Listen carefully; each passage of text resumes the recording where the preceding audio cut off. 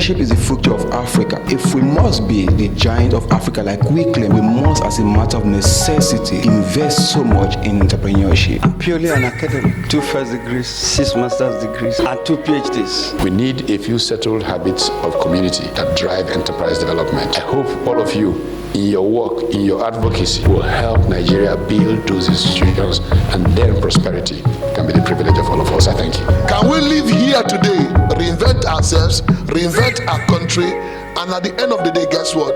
Create the dream of the future.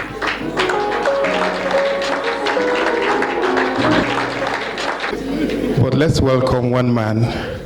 But we have one man who talks for a living, who teaches for a living, and who shares his thoughts openly for people to buy. He's the leader of the Patitos gang. And if you know that gang, they have lasted many, many years.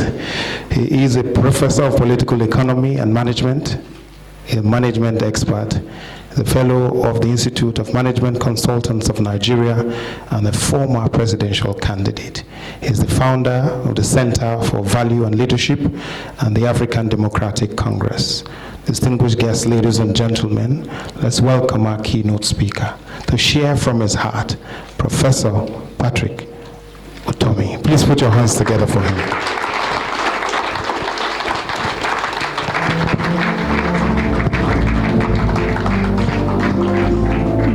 Please clap for him specially. Clap for him. If you know what it takes to move him around, we will appreciate it.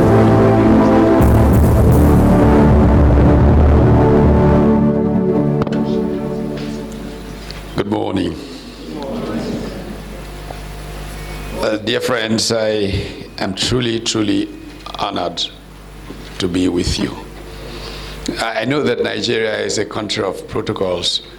So you saw the welcome address was preceded by protocols and standing on existing protocols. Well, it's always safe to say standing on existing protocols. But as many of you may have heard me say before, I wonder why people have to stand on the thing. Why can't they sit on existing protocols, walk on it, or run on it? But somehow there's something about protocols. Let me say that the best protocol in the world is ladies and gentlemen. And so I'm here, very proud, ladies and gentlemen, to share in this brainstorming session, which is basically what I call this. I know that there are big professors like Professor Damfulani, my friend here. There are talkers like Linus Okorie here. There are people who can say things even more effectively than I can say them. But I am glad that in spite of that, you have decided that I have something of value to say. So I'll try and begin by making a point just to introduce why entrepreneurs are important, about how man got to be where man is. There's very famous professor of economics at Princeton called Angus Deaton. Angus Deaton is an Englishman who went to teach at Princeton. In America has a way of taking everything from everybody. All the great economists started from Austria, then they became British, and finally became American. They just kept migrating. Just check the list of the Nobel Prize winners in economics. So anyway, this Englishman, who obviously must be American today, Angus Deaton, won the 2015 Nobel Prize in Economics.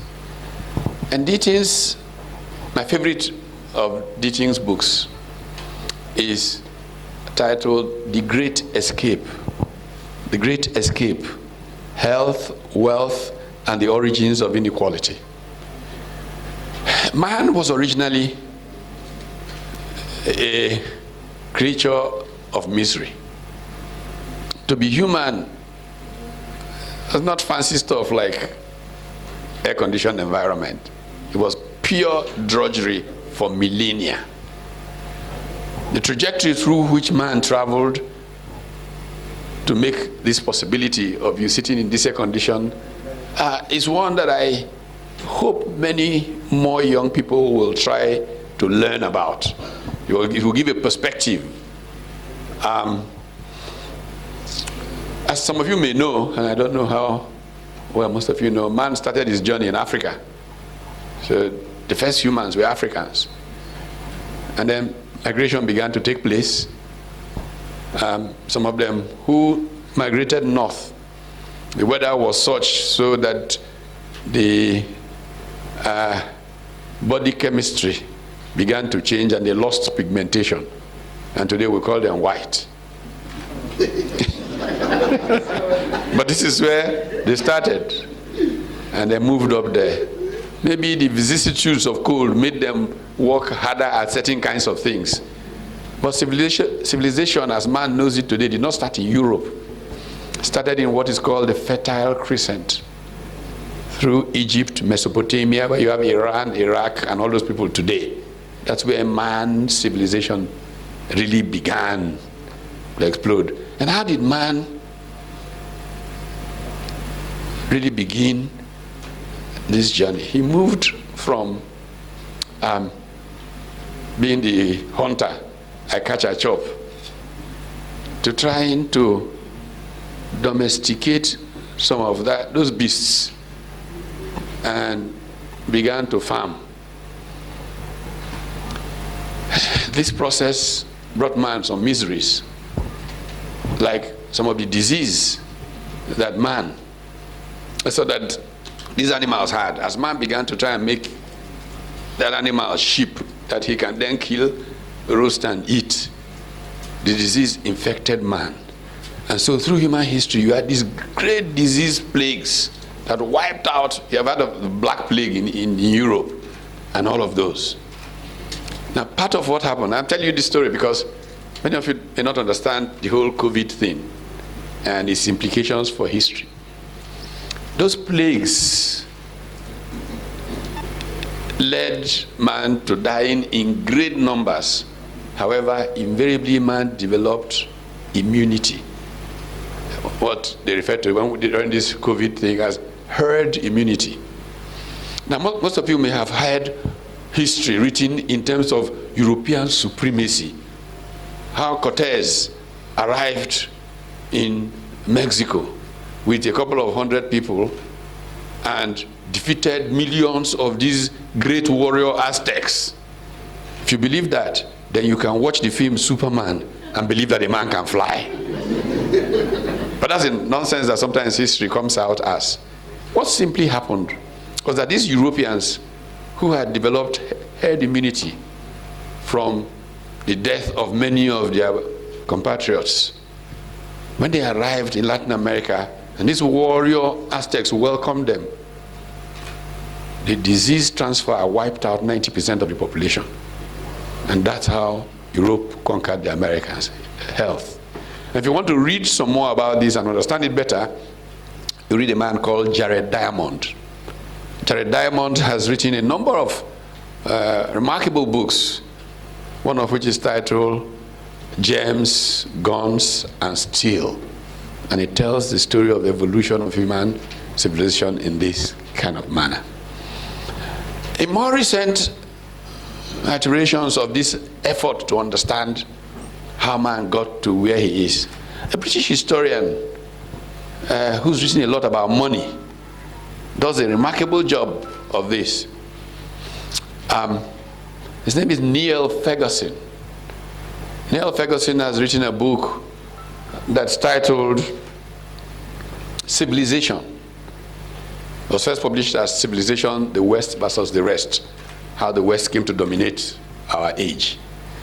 And one of the points that Neil Ferguson makes very clearly is that central to the evolution of Western dominance is the role of institutions.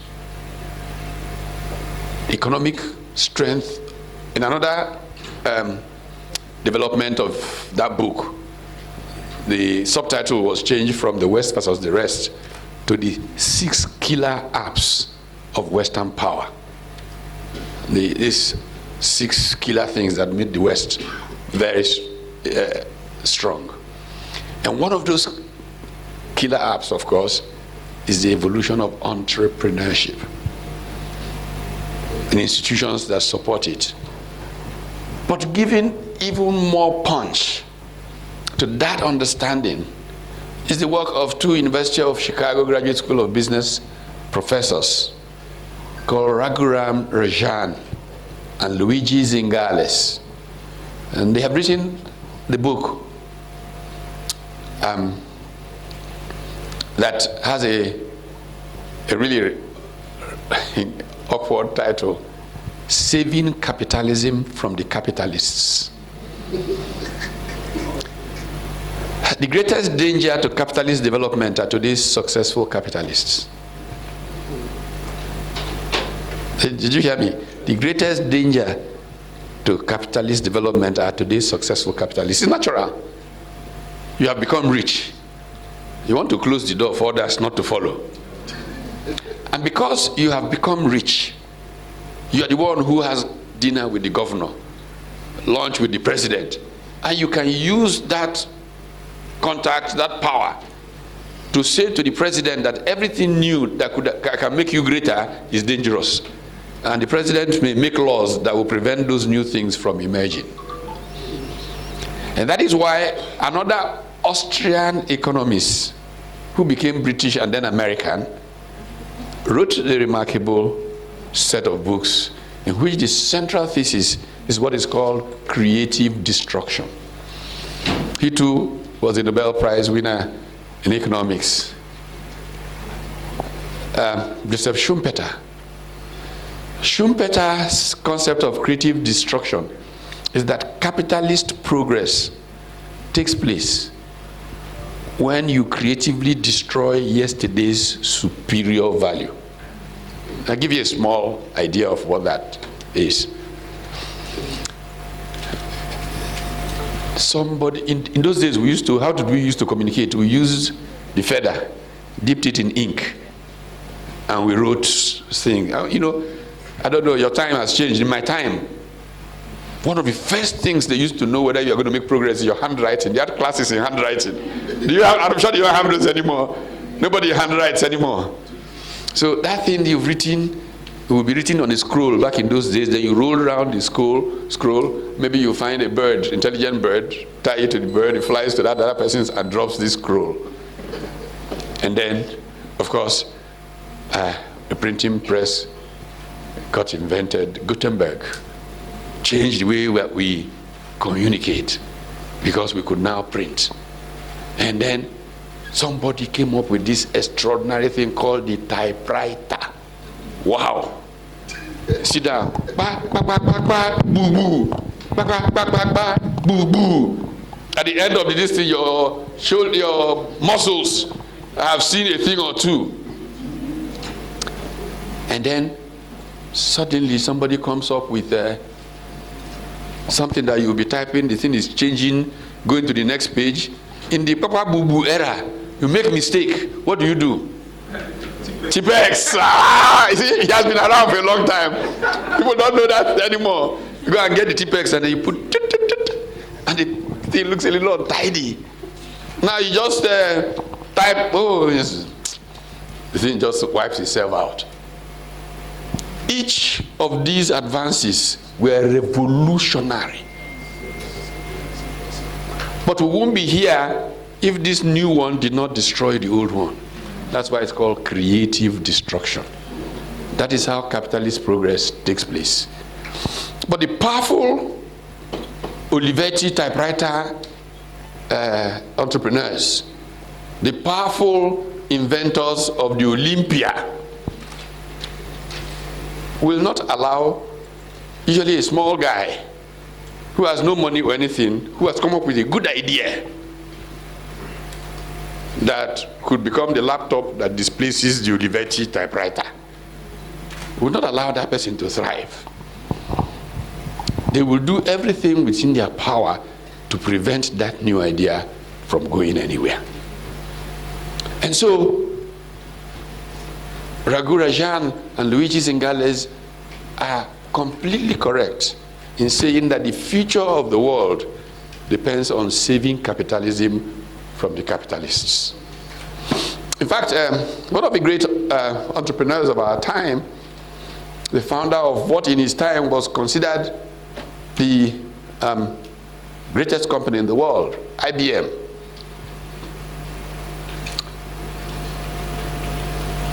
Was speaking to American business leaders in 1962. And he asked them a question. He said, how many of you here can tell me the percentage of companies that were in the top 100 at the turn of the century, 1900, that were still there in 1962? Some people said, oh, like maybe 30%. Some people said like 20%. When he finished, he said, well, I have bad news for you. Only 3%. Only 3 companies that were in the top 161 years before were still there in America. Now, what is interesting is that the man who was saying this thing was running at that time the biggest company in the world.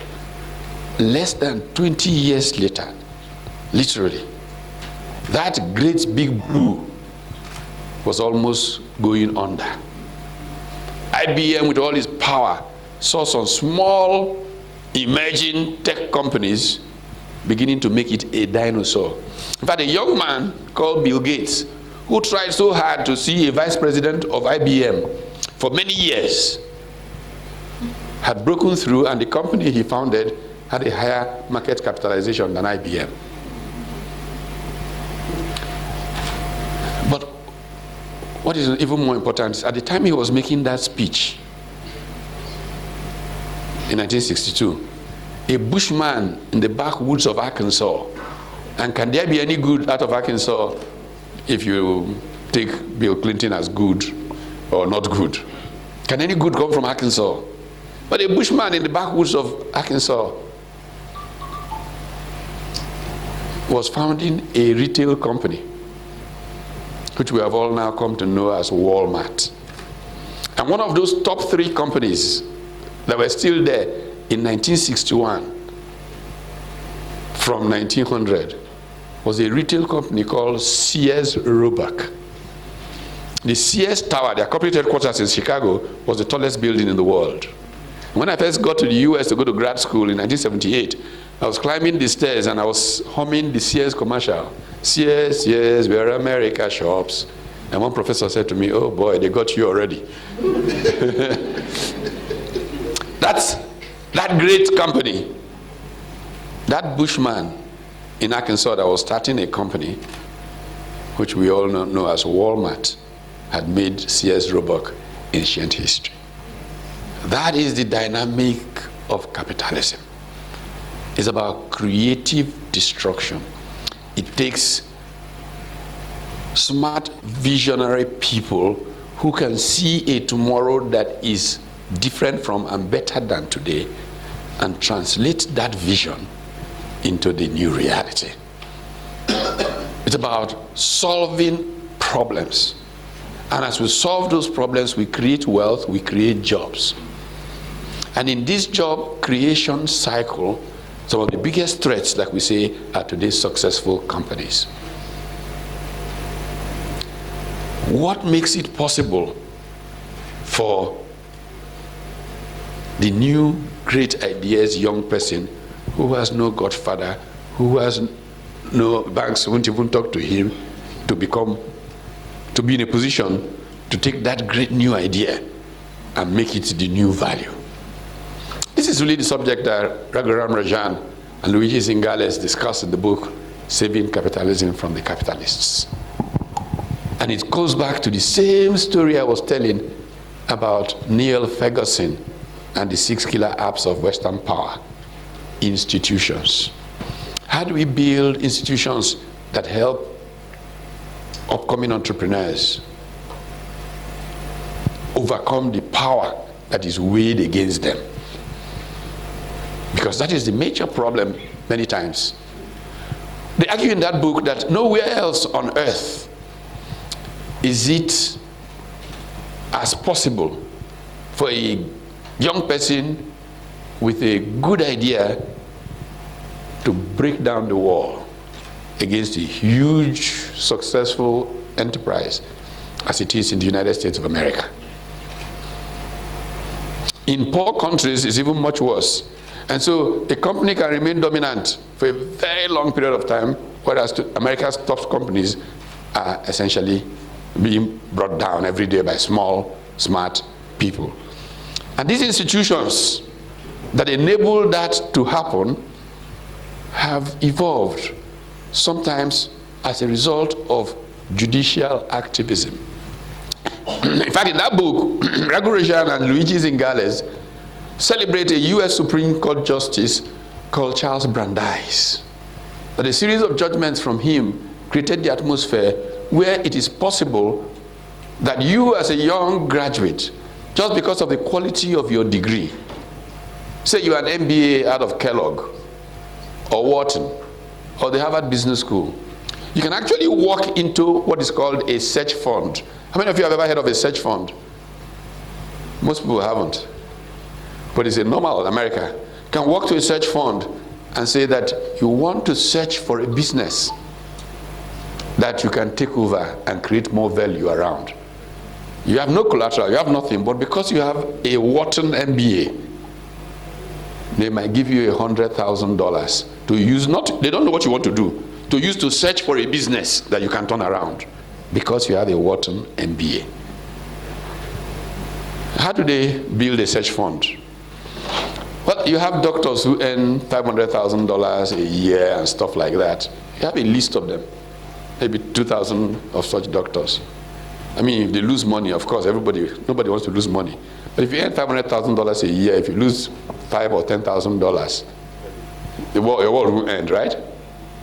And so they send to these doctors the resume of this fellow who is looking for $100,000. So a few of them put $5,000 together. It may go, nothing will happen. The guy will search and not find a good enough company. But sometimes, and the arithmetic is such that it makes up for the one that is lost. This young man may search and find something, and that something can lead to transformation that will create significant wealth. And I give you a specific example. There is EDC at the Lagos Business School today, the Enterprise Development Center at the Lagos Business School. When we started Lagos Business School, it did not exist. I kept pushing my colleagues that we must focus on entrepreneurship. The business plan, so to speak, with which we started the Lagos Business School, was designed to train quality, ethical managers to work in big corporations, in banks, multinationals, and all of that. And I kept, every Monday, we had management meetings on Monday, bludgeoning my guys with the fact that we don't build a country on multinational companies, we build them on entrepreneurs. And that we need to focus on how we build entrepreneurs in Nigeria. And they said, you have come again. This is our, strategy. Why are you trying to disrupt our strategy? I kept making that trouble until in March of 1996, I was on a visit to the US, and a friend of mine, an African-American investment banker called Malcolm Pryor. At the time, Malcolm Pryor ran PMC, Pryor McClendon and Counsel. It was the biggest African-American owned investment bank in the US. And I was saying to Malcolm, I visited his home in Philadelphia, that I wanted to visit Wharton. Now, Malcolm was a Wharton alum and was actually on the board of Wharton.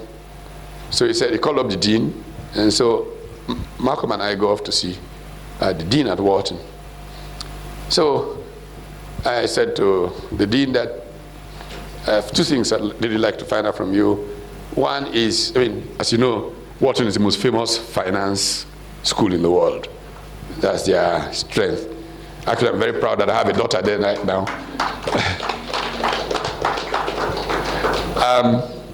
So I'd like to talk to some of your finance people, see how we can get some collaboration between them and people at the Lagos Business School. And then, you guys are a general management institution. Do you do things like entrepreneurship? So I got two answers. Dean picked up the phone, called the finance, one of the finance professors, and told him I would come and visit him. And then he said, oh, entrepreneurship, yes, of course, we have entrepreneurship. In fact, we have a center called the Snyder Center for Entrepreneurship. So C. Snyder Center for Entrepreneurship. And the director is actually an African. So, turns out to be a South African white guy called Ian Macmillan. So after the visit, I went off to see the finance guy. And so I was looking at this finance whiz, hoping that there won't be a horn coming out of his head and things growing out of his ears.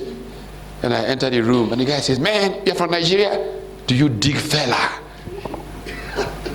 Fela the Black Bokuti. This is this great finance guy. The first thing he says to me is, do you dig fella? So in life, you have to keep it real. He was real. You know. Anyway, so I left him. I went to see Ian. So C. Snyder Center for Entrepreneurship is actually set up to help small businessmen in Philadelphia. They even run free coaching clinic for small businessmen to help them, because the soul of enterprise is that SME. So, armed with that experience, I came back, and the following Monday, I bludgeoned my colleagues to death, literally, and they surrendered. That's how we got what was called the CES at first, Center for Entrepreneurship Studies, which is today's EDC. Now, one of the stories that Ian told me was remarkable, extremely remarkable, comes back to this same thing about institutions that I was talking about. So one of his students, I hope I'm not talking too much. When should I stop? And one of his students had this desire to search for a business that he could transform. And he got money from a search fund, and he was just wandering around trying to find an old business that he could transform. You know the kind of funds that are available to do that? A search fund can help you do that in the US. It doesn't exist in many parts of the world. I'm not sure it does exist here. There's what is called a vulture fund. This is a fund that is designed for just buying businesses that are about to die. You know the vulture is a patient bird. How many of you read James Hadley Chase? Hovering around, waiting to perch. That's about such funds. And so this guy goes to a search fund, gets this money. As he's going around looking for a business that can be transformed, he runs into a couple running a candle factory. He says, who the hell would be running a candle factory? Except for Nigeria, in places like America, power outage doesn't happen unless a hurricane is coming through or something. So who buys a candle to use for illumination? Candle is not for illumination. Well, you can have a few churches use the candle, and they can then get some light for a couple of hours before the thing is fixed. But this guy begins to think, the problem with the candle business is that you see it as an illumination business.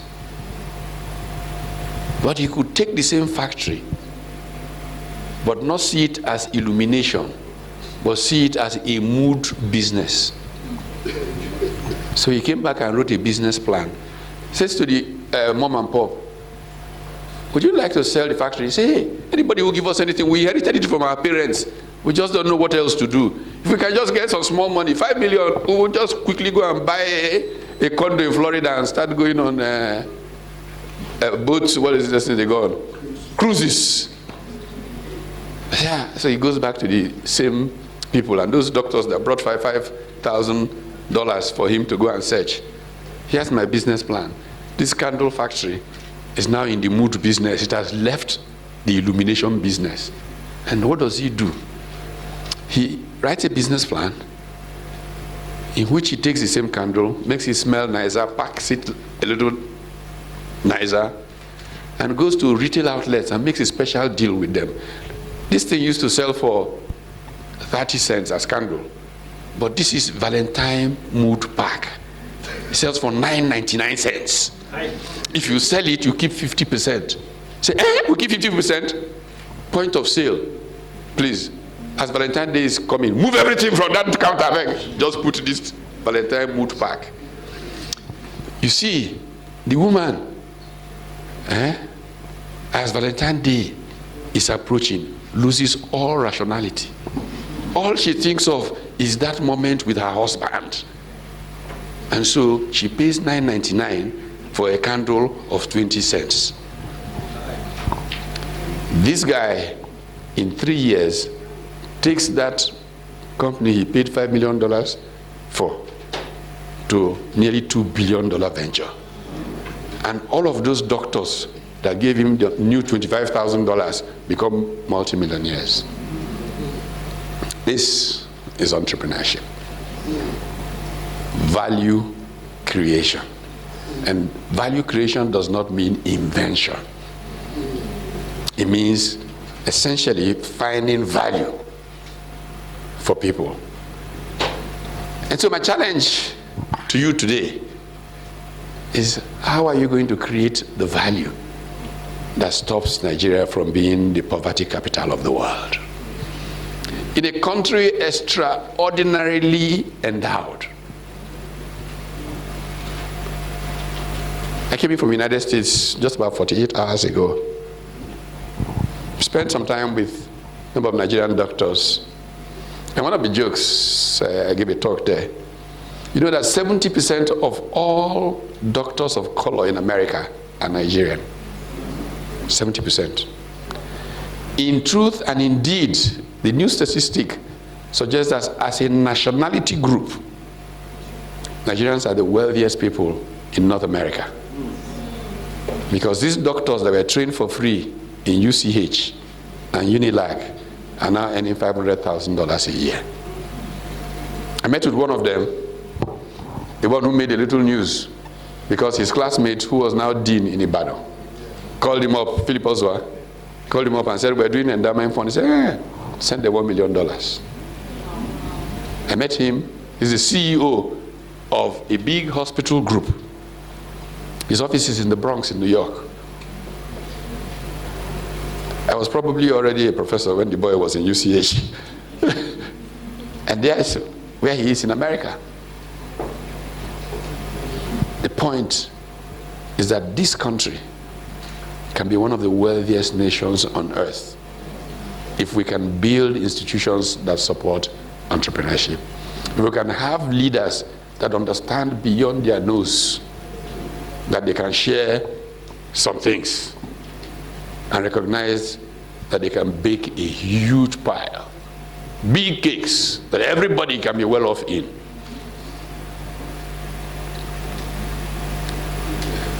As young entrepreneurs, you have to ask yourself, how are institutions built that can support this kind of advance of enterprise?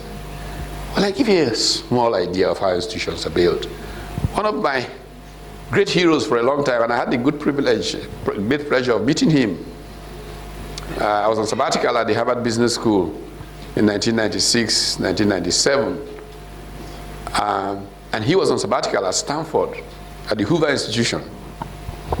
And I was invited to give a talk by Larry Diamond, who wrote a book on Nigeria at Stanford.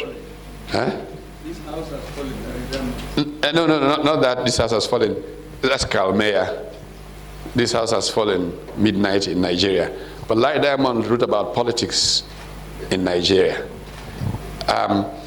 So Larry, like him, and as I was walking up the corridor, he said, oh, that's Dougie North, Douglas North, whose 1990 book, Institutional Change and Economic Performance, is probably the best written book on the subject of institutions. And he will tell you that institutions evolve. They are not created. You can make a law establishing the Central Bank of Nigeria. Doesn't mean you have a central bank. Central banks evolve from contestation around behavior by interested parties. And then you get to a certain point that we agree to certain boundaries. And behavior within those boundaries bring certain consequences, positive or negative. This is why a 1937 definition of institutions by the great Ronald Coase describes it as a settled habit of community. We need a few settled habits of community that drive enterprise development. I hope all of you, in your work, in your advocacy, will help Nigeria build those institutions, and then prosperity can be the privilege of all of us. I thank you.